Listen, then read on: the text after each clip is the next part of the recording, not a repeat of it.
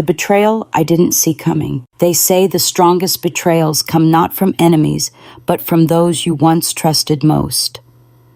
I lived that truth the moment I heard the rumor, then saw the proof. I had spent my whole life building a legacy in that company only to watch it torn down by someone I mentored.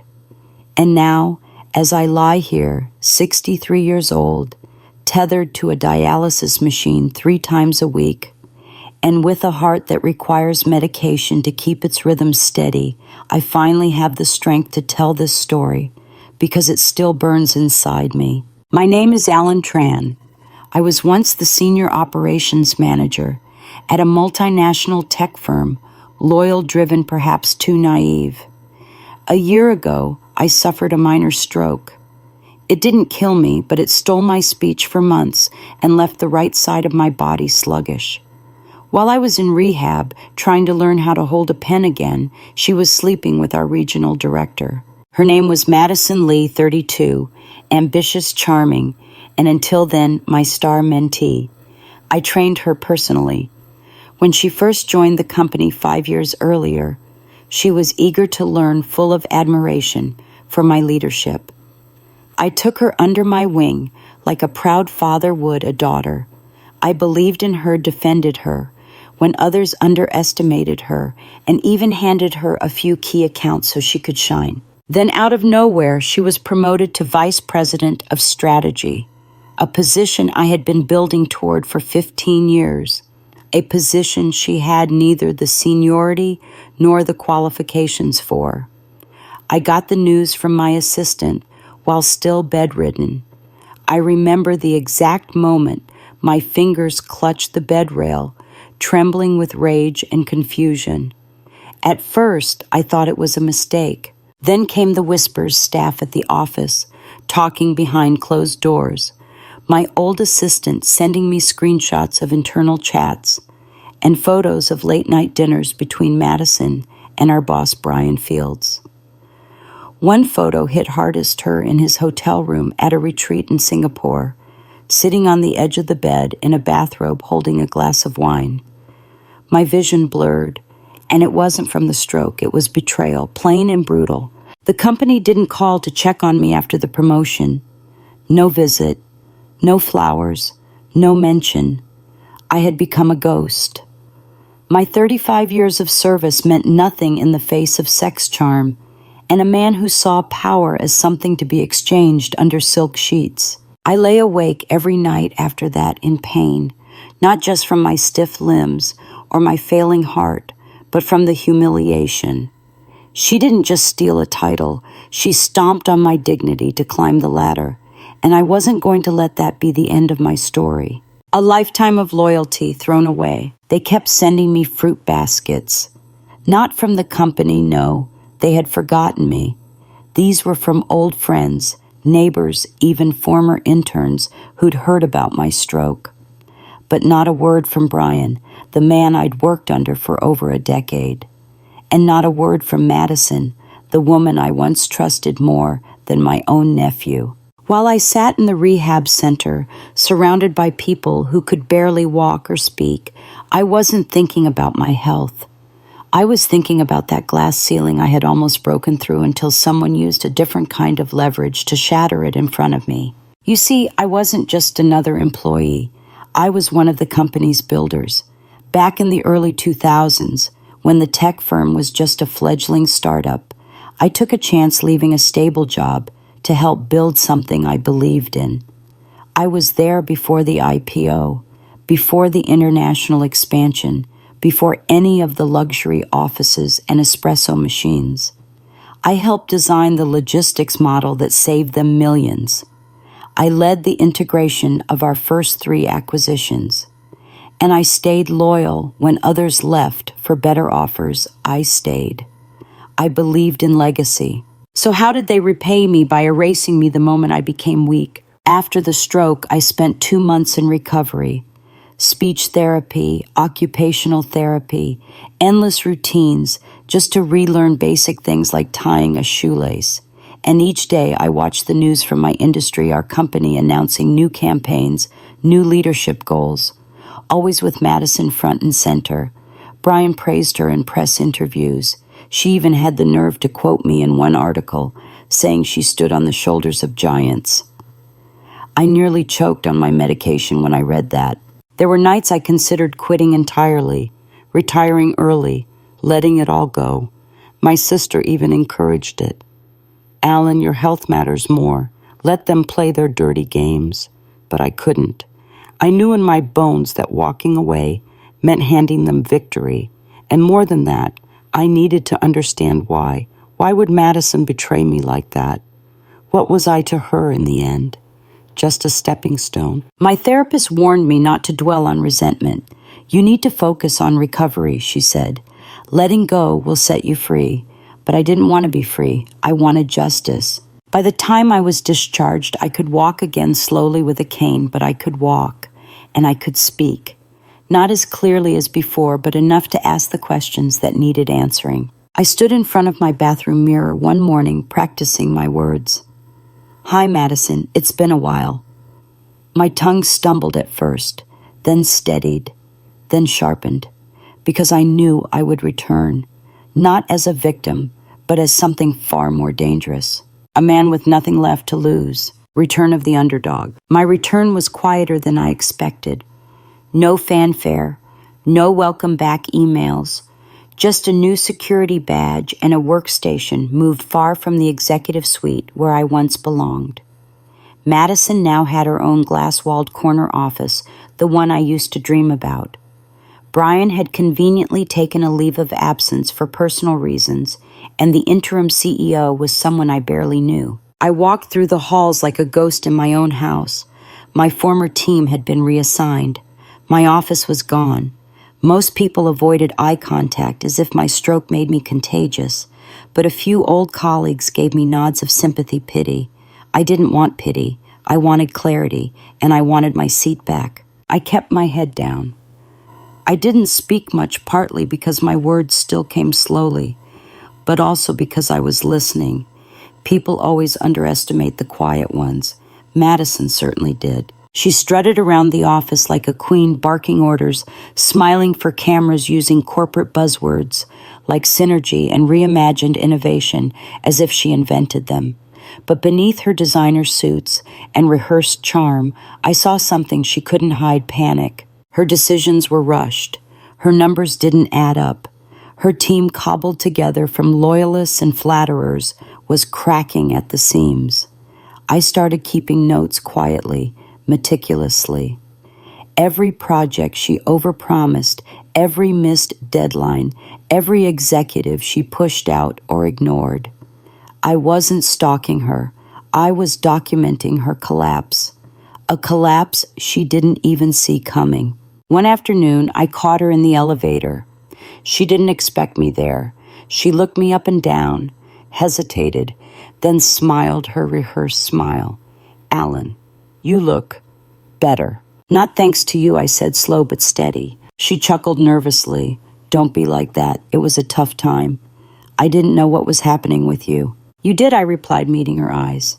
You knew exactly what you were doing. The doors opened and she practically fled. That was the moment I knew she was scared of me. Not because I was strong, but because I had seen her naked truth. Not the bathrobe photo, her real truth. The ambition so hollow it needed shortcuts and sex to stay afloat.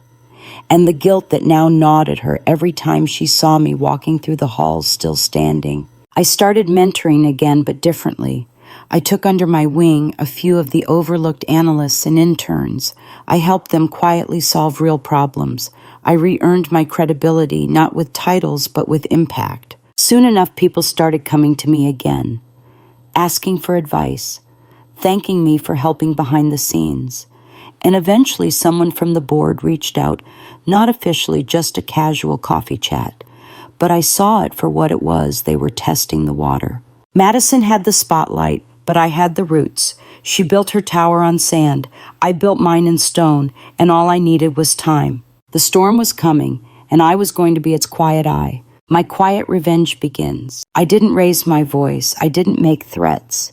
My revenge was never meant to be loud. It was meant to last. By the third month of my return, I'd already mapped out Madison's entire empire. Every weak department she had touched, every executive she'd alienated, every shortcut she had taken. She ran the company like a reality show star, great optics, poor substance. Her charm might have fooled the media, but the numbers didn't lie. I started feeding information anonymously at first to the board's internal audit committee. Missed KPIs, unapproved expense reports, a costly digital transformation project that went nowhere. I never exaggerated. I didn't have to. Her mismanagement was real. All I did was shine a quiet light on it. Meanwhile, I kept building. I assembled a discreet alliance, an operations lead who had been passed over twice, a veteran sales director Madison tried to force into early retirement, and a young analyst who caught a coding error that saved the company millions, but received zero credit. I gave them purpose. I reminded them what real leadership looked like, not by command, but by consistency. The media, once obsessed with Madison's image, began to shift tone. An article in Tech Forward hinted at overpromising trends and leadership overreach. The board started whispering. Then the rumors reached her. She stormed into a strategy meeting one afternoon, eyes red, lips trembling, and slammed her palm on the table. "Someone in this room is undermining me," she barked. No one spoke. She glared at me. I stared back calm. After the meeting, she pulled me aside. "You're doing this, aren't you?" I didn't answer. I simply said, "You got what you wanted, Madison. Why are you so scared?" That silence crushed her. I knew the end was near when I was asked to sit in on a confidential board session. This time, it wasn't casual coffee. It was official. They wanted feedback on Madison's performance. I gave it calmly, professionally, with hard data, not emotion. I even complimented her strengths. But I didn't protect her. She hadn't protected me. 2 weeks later, internal auditors uncovered discrepancies in her expense accounts.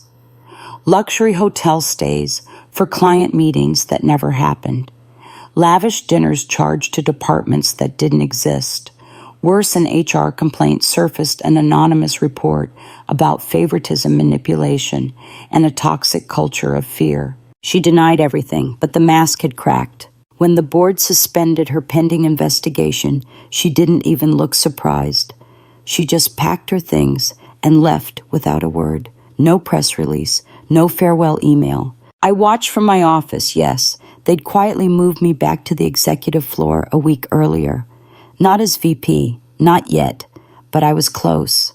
And when Madison disappeared down the hallway with her designer tote and tear-streaked foundation, I didn't feel joy. I felt justice, because revenge doesn't always scream. Sometimes it just waits, then whispers at the right moment. Now. The fall of the Golden Girl. The office changed overnight. Her nameplate was gone. Her grand ideas wiped from the company intranet. No official statement, no dramatic scandal, just silence. That's how corporate deaths usually happen. Not with a bang, but with an erased extension and a locked LinkedIn account. I didn't celebrate. I went back to work like usual, clocking in early, helping junior staff, answering emails personally. But the air had shifted. I wasn't invisible anymore. Executives started looping me into meetings again. Department heads asked for my input before launching projects. I could feel it. Respect was creeping back in. Still, part of me waited for the other shoe to drop. What if she came back? What if the board found a way to bury everything I'd seen worse cover-ups in my 35 years? But then came the audit results. Clean, conclusive, and damning. $182,000 in misallocated expenses. A pattern of power abuse corroborated by at least 9 staff members. Falsified metrics presented during investor calls. No criminal charges, but a unanimous board vote to permanently terminate all ties. She wouldn't be back. 1 week later, Brian, my old boss, her former puppet master, retired early. I didn't need to read between the lines. He took the fall with her. Probably a quiet settlement, maybe even a hush package.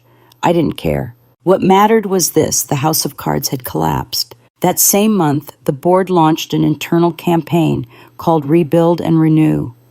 I was asked to help lead it. Not on paper yet, but the writing was on the wall. They needed someone who knew the soul of the company, someone who didn't care about photo ops, just results. I accepted.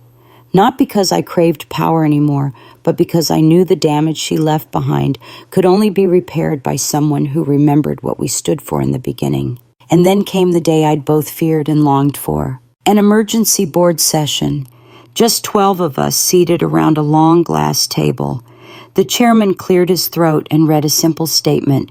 We've evaluated internal and external candidates, and we believe there's one name that represents both continuity and integrity. He looked at me. I couldn't speak at first. My throat tightened. My hand trembled, not from the stroke, but from disbelief. I thought about all the years I gave, the nights I stayed late while Madison dined in hotels, the meetings I led from a wheelchair, the stairs I climbed one painful step at a time just to prove I still could.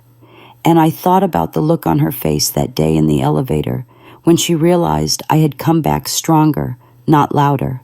I nodded slowly. If you'll have me, I'm ready.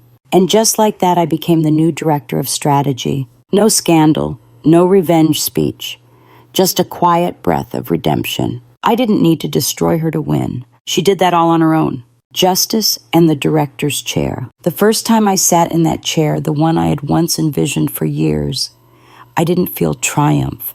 I felt peace. It wasn't a grand office, just a simple space overlooking the city skyline. A clean desk, no framed ego photos, no flashy trophies. I kept one thing, a small handwritten quote on a card I'd carried since rehab. It read, "Stillness is not weakness, it's preparation." In the weeks that followed, I didn't change everything. I listened. I scheduled one-on-ones with every department head.